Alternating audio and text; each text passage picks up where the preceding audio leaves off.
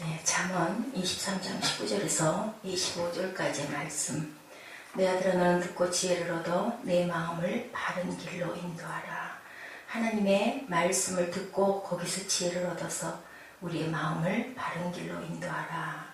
그리고 먹는 것을 탐하고 또한 그런 자들과 사귀지 말아라. 그렇게 하면 내가 가난해질 것이고 잠자기를 즐기는 자들은 헤어진 옷을 입을 것이다. 게으르게 그렇게 살면 궁핍할 것이다 라는 말씀을 하고 계십니다. 우리를 낳은 아비에게 또한 아비의 말씀을 청종하고 늙은 어미를 가볍게 여기지 말고 존중하고 공경해라. 진리는 사대에 절대로 팔지 말고 지혜와 훈계도 또한 그렇게 해라. 명철도 또한 그렇게 해라. 의인들의 아비는 즐거울 것이다. 지혜로운 자식을 낳는 그로 말미암아.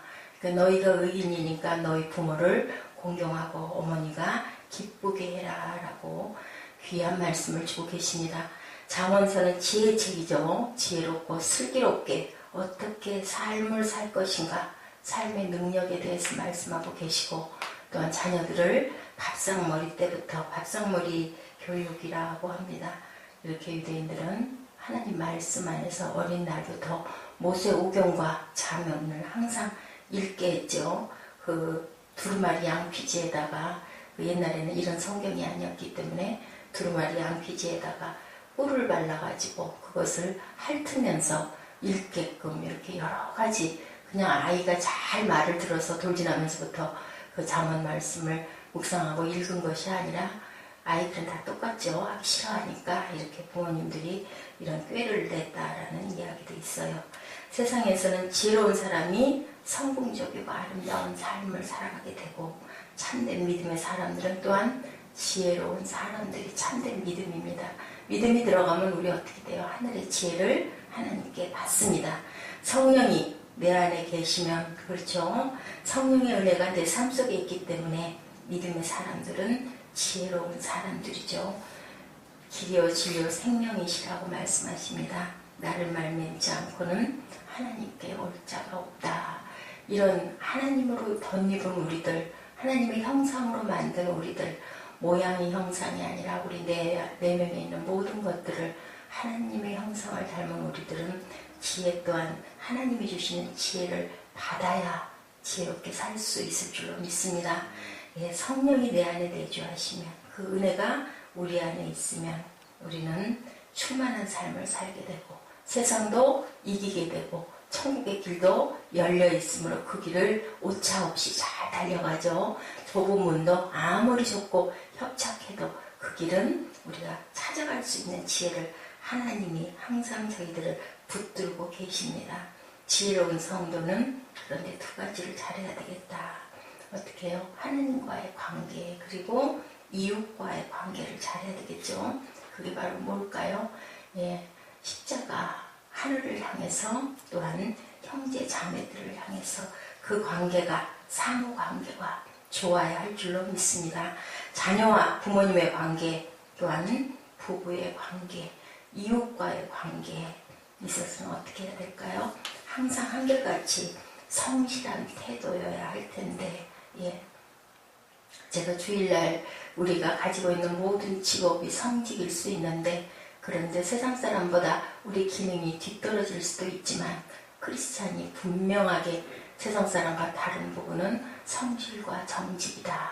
아무리 우리가 어떤 업무나 일에서 뒤떨어진다 할지라도 그것만은 왜요? 크리스찬의 정신인 줄로 믿습니다. 남편과 아내가 배우자가 아닌 누구에게, 그죠? 애정을 표현하지 않는 것이 바로 성실입니다. 이웃의 소유권을 존중하고 이웃을 해하지 않는 것이 이웃에 대한 성실이죠. 남의 것을 탐하지 않고 남의 집 물건을 넘보지 않고, 그 물건은 영적인 것도 되고 또한 물질적인 것도 되기 때문에 그것을 십계명 안에 하나님께서 주셨죠. 하나님 앞에 경건하게 산다는 명목하에 부모나 형제에 대한 의무와 본분을 다하지 못하는 경우들이 많은데, 또한 육신의 부모와 형제나 인간관계에 또 너무 치우쳐서 하나님 앞에 성도들에게 불충할 때가 많은데, 이런 부분들을 우리가 어떻게 해야 된다? 경건하게, 또한 넘치지 않도록 좌로나 울어나 치우치지 말라라고 주님이 말씀하고 계세요. 네, 너무 사람을 바라보거나 그렇다고 해서 또 사람을 너무 생각 안 하고 하나님께만 또 너무 쏟아져 가지고 그런 부분이 원만하게 되지 않을 때 그런 부분도 또한 하나님께서는 그것을 원치 않는다고 말씀하십니다. 하나님을 향한 경건, 인간을 향한 성실을 묶으면 그것이 바로 사랑의 도인 줄로 믿습니다. 그게 뭐냐면 십자가의 도죠. 그렇기 때문에 우리는 항상 경건하고 성실하게 19절에 내 아들아 너는 듣고 지혜를 얻어 내 마음을 어디로 바른 길로 인도해라. 하나님의 말씀을 듣고 지혜를 얻어라. 편법을 쓰지 말고 곁길로 가지 말고 온전한 정도의 길을 너는 걸어가라. 내 마음을 굳게 잡아라 라고 말씀하십니다. 왜냐하면 세상이 악한 세상, 사탄의 세상이기 때문에 하나님의 마음을 굳게 잡지 않으면 우리는 눈에 열려있는 것들이 다 뭐예요? 유혹이죠. 그렇기 때문에 우리는 말씀을 굳게 잡고 가야 할 줄로 믿습니다. 20절, 21절은 습관이 어떻다고요? 아주 좋지 않은 습관, 술을 즐기고 고기를 탐하고 또한 그러한 자들과 사귀지도 말라. 20절에 말씀하시죠. 술 취하고 음식을 탐하는 자는 가난해진다. 잠자기를 즐기는 자는 또한 헤어진 옷을 입는다. 당연해요. 세상 사람들도 또한 이렇게 먹고 마시고 놀고 그죠? 자고 이렇게 하면 게으러질 수밖에 없는데 하물며 하늘의 자녀인 저희들이야 그래서 되겠습니까? 그러지 말라고 당연한 말씀을 하고 계신데 우리가 때로는 그러죠? 때로는 이렇게 게을러질 때가 있어요. 그럴 때 이런 말씀을 붙들고 다시 또 바르게 온전히 우리가 지금 가고 있는 거죠. 서 있는 게 아니라 가고 있습니다. 어디로? 하늘로 가고 있고 우리 눈앞에는 하나님이 우리를 바라보고 계시죠. 호람데오라고 제가 주일날 같이 은혜를 하는 것 같습니다. 요한복음 1장 14절에 보니까요. 뭐라고 말씀하세요? 말씀이 육신이 되어 우리 가운데 거하심에 우리가 그의 영광을 보니 아버지의 독생자의 영광이요 은혜와 진리가 충만하더라. 예수님을 진리라고 표현하고 있죠. 주님은 말씀이시죠. 말씀이 육신이 되셔서 우리에게 오셨어요. 하나님이 육신의 몸을 입고 세상에 오셔서 우리에게 사랑을 보여주시고 말씀을 주시고 그리고 또 그것도 마음에 염려가 돼서 누가 오셨어요? 오순절날 성령을 우리에게 부어주셔서 우리 안에 성령께서 계십니다. 예수님을 진리라고 하는 그 뜻은 예수 그리스도는 우주의 실제이신 하나님을 우리에게 친히 보여주기 위해서 진리이신 말씀이 육신을 입으시고 우리 가운데 오셨기 때문에 진리이시고 말씀이신 줄로 믿습니다. 그 얼굴에서 하나님의 얼굴을 볼 수 있고 주님의 생활 가운데서 하나님의 생활을 볼 수 있고 하나님의 성품 가운데서 하나님의 성품을 또한 주님의 성품 가운데서 볼 수 있고 또한 주님의 사랑 가운데서 하나님의 사랑을 볼 수 있어서 나를 보는 본자들은 내 아버지를 보았다라고 이렇게 말씀하시죠. 예, 보면 어때요? 그 제가 좋아하던 옛날에 많이 갔는데요. 청평, 양평 이런 길도 전에 제가 많이 다니던 호숫가 같은 데 가면 또 이런 저수지, 물왕저수지도 그렇죠. 가면은 불빛이 비치거나 하면은 그림자가 너무너무 아름답게 비춰집니다. 참 너무 이뻐요. 그죠? 특히나 그런 것들을, 그런 그림 물그림자를 좋아했어요. 사진을 찍으면 어때요? 요즘 사진이 본 모습보다 더 예쁘게 나오더라고요. 그런데 그 모습들은 어떤가요? 실체는 아니에요. 그죠? 그림자일 수밖에 없어요. 네. 그런데 사람은 어때요? 참이란 말에는 실상이란 뜻이 있죠. 이런 그림자, 아름다운 산 그림자나 물 그림자나 사진의 모습은 사실은 그림자에 불과하지만 우리는 어떻습니까? 실상입니다. 거짓이나 허위나 가식이나 가짜의 정반대가 뭘까요? 진리이죠. 네, 모양은 이렇게 사진 찍었을 때 바라보여지는 우리 해외여행이나 아주 좋은 곳 가서 열심히 사진을 찍어요. 남겨갖고 오려고. 남는 건 사진밖에 없다라고 얘기를 합니다. 그런데요. 실제로 갔었을 때 눈으로 바라볼 때 그 모습과 사진 속에 있는 모습은 전혀 그 감흥이, 저는 그랬어요. 그래서 마음 안에, 눈 안에 그 모습들을 가두어 놓는 그러한 그 버릇을 많이 했었습니다. 그리고 가고 싶을 때 못 가잖아요. 항상 갈 수 없으니까. 너무 좋아하고 그리웠던 것 하면 이렇게 마음 안에 그 갔었을 때 그 모습과 풍경을 그려보곤 했던 그러한 그 제 어린 날의, 제 젊은 날의 기억이 있습니다. 이렇게 진리와 진실은 실상이라는 거죠. 내용이 아주 다른 것은 뭐예요? 거짓인데, 네, 비슷한 것이 사진입니다. 이리가 양의 가죽을 썼다고 양이 될 수가 없죠. 우리가 진리의 눈으로 세상의 것을 보면 구분해서 생각을 할 수가 있는데, 진리는 어떤 것이에요? 참이죠. 실상입니다. 진짜입니다. 진리 비슷한 것이 있습니다. 또 하나는 진리와 비슷하기는 한데 아주 다른 것. 뭐라 그래요?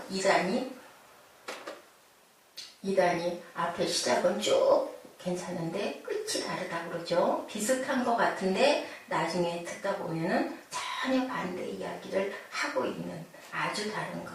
상품도 그렇죠. 양복도 짝퉁이라는 게 있죠. 가방도 유명한 훌륭한 것들 깜빡 보면 정말 진짜 같은데, 그런데 들다 보면요 달라요. 다른 것이, 그것이 바로 그것의 진가인 것처럼 사상도 정치도 예술도 다 그렇습니다. 얼른 보아서는 분간하기 어려운데 종교도 그렇죠.